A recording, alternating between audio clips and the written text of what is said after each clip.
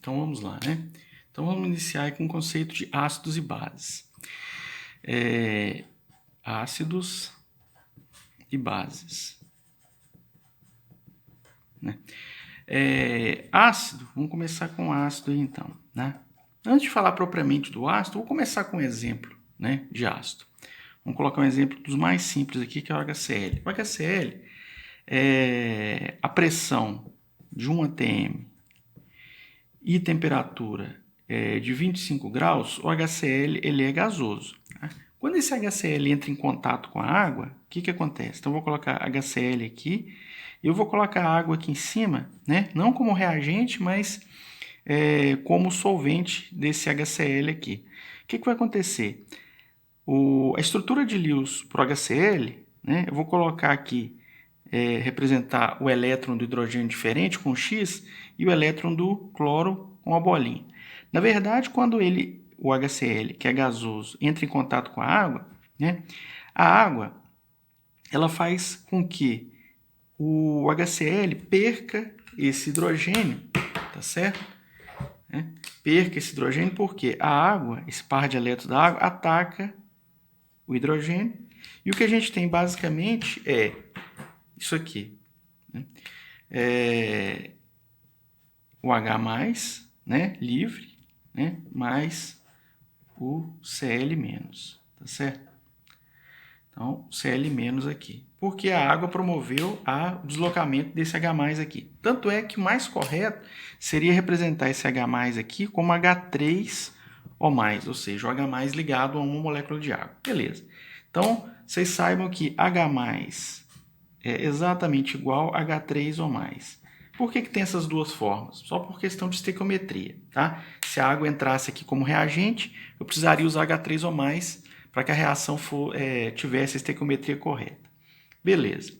Todo ácido libera H+ dessa forma? Né? Não.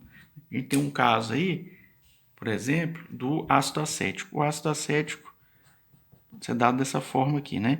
Onde a gente tem aqui, né, a estrutura do ácido acético, um ácido orgânico, e aqui, ó, a gente tem, eu vou representar essa ligação do oxigênio com o carbono como um traço. A gente tem o oxigênio aqui, ó, 1, 2, 3, 4, 5, 6, 7, 8, né, o octeto completo. O que a água faz? A mesma coisa, né? Então ela age aqui capturando esse H+, né?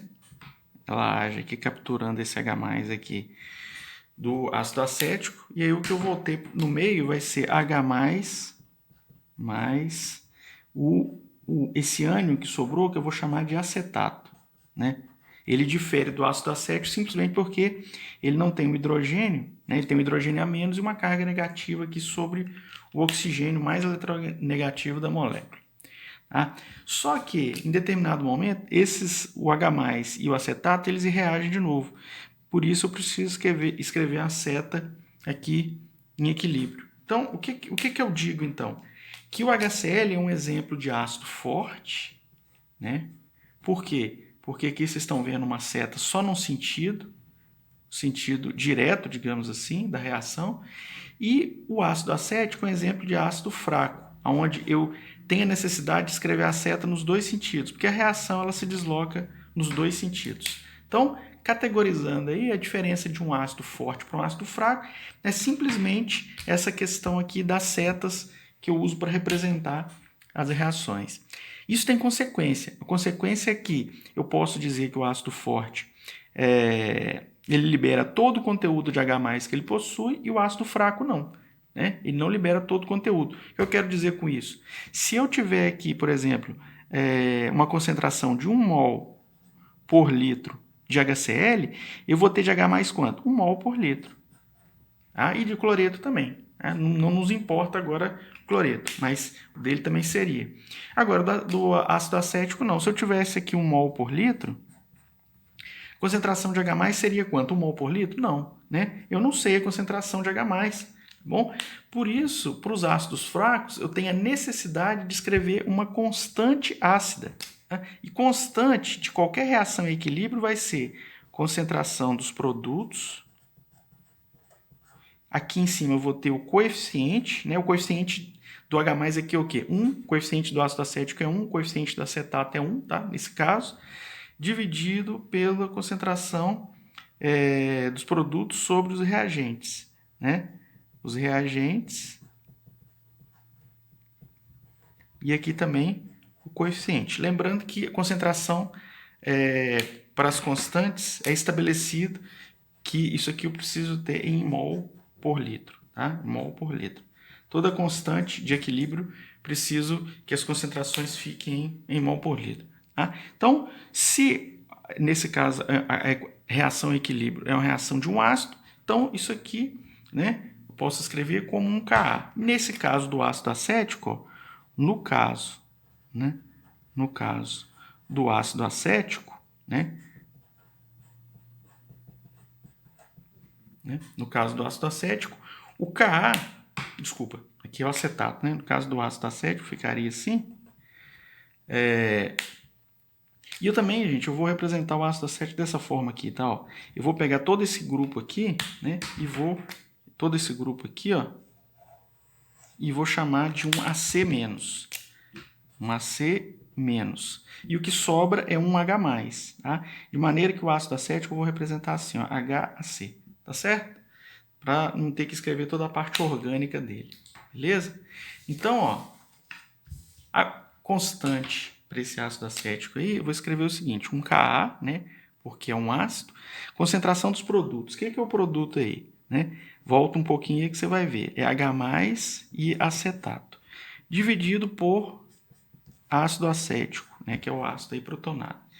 Só que isso tudo aqui, né? Eu não tenho. Tá vendo? Isso aqui está em equilíbrio. E no equilíbrio eu não sei quais são as concentrações, eu preciso medir, né? Então isso aqui é uma equação, na melhor das hipóteses, se eu tiver o valor do Ka, é uma equação com 3 incógnitas. Tá vendo? Por isso existe a necessidade para eu determinar qual que é a concentração de H+, que é importante para mim. Para eu determinar isso aqui, eu preciso de 2 equações auxiliares, né? Por isso que eu tenho a necessidade de escrever um balanço de massa e um balanço de carga. O que é um balanço de massa? Balanço de massa, eu falo balanço de massa porque os livros usam esse termo, tá? Mas eu prefiro, para balanço de massa, conservação de massa. Por que eu falo conservação de massa? Pelo seguinte, né? Eu sei que eu tenho um reagente que pode se transformar num produto, tá certo? Mas isso aqui é finito. Tá? Isso aqui é finito. O que eu quero dizer com isso? Pois se eu tiver inicialmente, vamos colocar que eu tenho inicial. Vamos supor que eu tenha, vamos supor que a reação seja assim, 1 mol de reagente gera 1 mol de produto. Então, se eu tiver 1 mol de reagente, inicialmente eu tenho 0 mol de produto, tá certo? A reação não se iniciou. Vamos supor que passado um certo tempo, sei lá, 1 segundo, 2 segundos, um tempo qualquer. Aí vamos supor que eu falo para vocês, ó, eu tenho 0,9 mol de reagente. Então, quanto que eu tenho de produto? 0,1, tá certo? Por quê? Porque 0,9 e 0,1 tem que dar 1, tá certo? Então, eu posso não saber nenhum dos dois, mas eu sei que a soma dos dois tem que dar 1, tá certo? Sempre. Isso é conservação de massa. Então, nesse caso específico do ácido acético, eu posso escrever o seguinte, ó, vou colocar Bm, o balanço de massa, ele vai ser que a concentração inicial do ácido, vou chamar de Ca, ela vai ter que ser igual à concentração dele protonado mais a concentração dele desprotonado. Por que o balanço de massa é escrito assim? Porque em qualquer momento que eu olhar o ácido acético lá dentro, a soma desse com esse tem que dar o original, né? Porque inicialmente o ácido está todo protonado, né? Então, a quantidade que se desprotonar, a soma dela com a quantidade protonada tem que dar a quantidade inicial. O balanço de massa nada mais é do que conservação de massa, né? Lei de Lavoisier aí, né? Então, para que eu faço isso? Porque eu estou querendo reduzir as incógnitas nessa expressão aqui, eu tenho 3.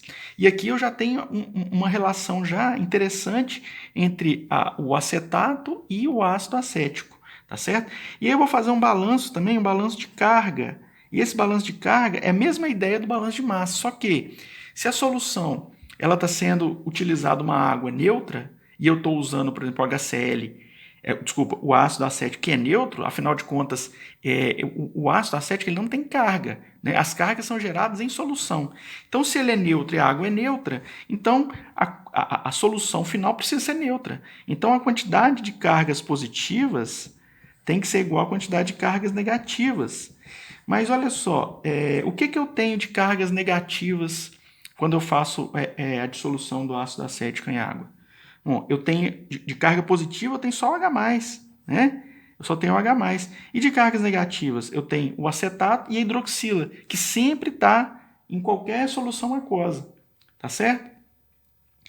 Então aqui eu tenho essas duas relações aqui, mais uma terceira relação que qualquer solução aquosa vai ter, que é OH- vezes H+, tem que ser igual ao KW, que numericamente é igual a 10 a menos 14. Tá? Então eu tenho três equações, três incógnitas, beleza. Então agora eu já consigo resolver meu sistema.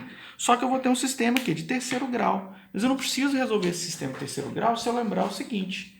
Tá? Eu vou fazer aproximações que vão se revelar altamente benéficas para a gente, certo? Por causa, com a finalidade de não ter que resolver uma equação de terceiro grau incômoda, né?